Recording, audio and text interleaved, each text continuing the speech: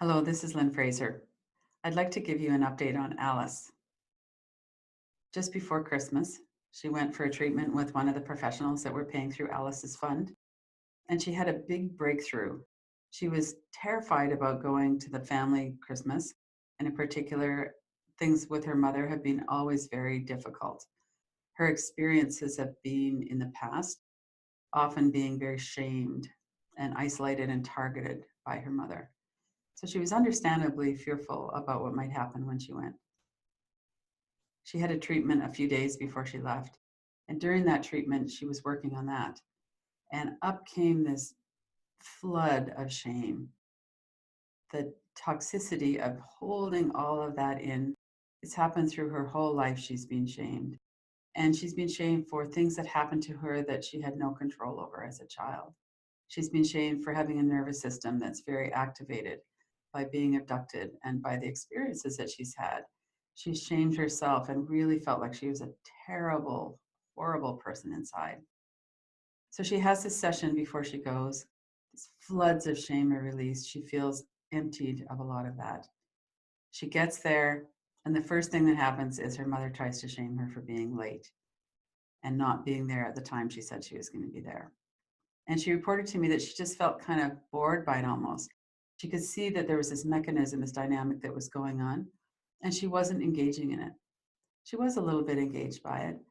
And then she was able to kind of step back and respond in a way that was reasonable. And she didn't move into self loathing. It didn't trigger that shame spiral that it would have normally. So that was a good start to the 3 or 4 days of the holiday.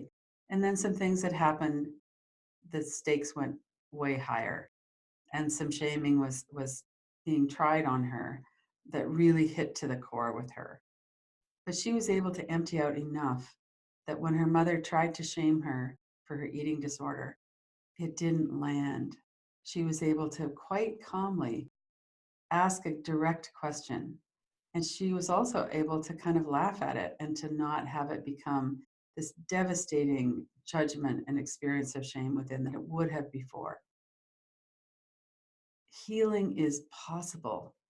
That's what I'm so excited about and so happy for Alice, that she was still experiencing an intense effect of that. And we were able to work through that.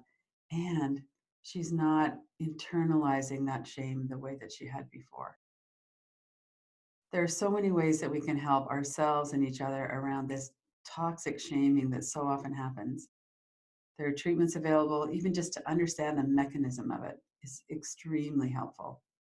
And if you have the ability to donate to Alice's fund, that will enable her in particular to continue to get the treatments that are helping so much. I'm so happy to be part of this process, helping Alice and helping myself and other people. As we work with this and as we heal from this, we are able to move through the world not shaming ourselves and not shaming other people. And that is a way that we can all help. Kindness and compassion are the real foundation of healing. I wish you all the best. Thank you.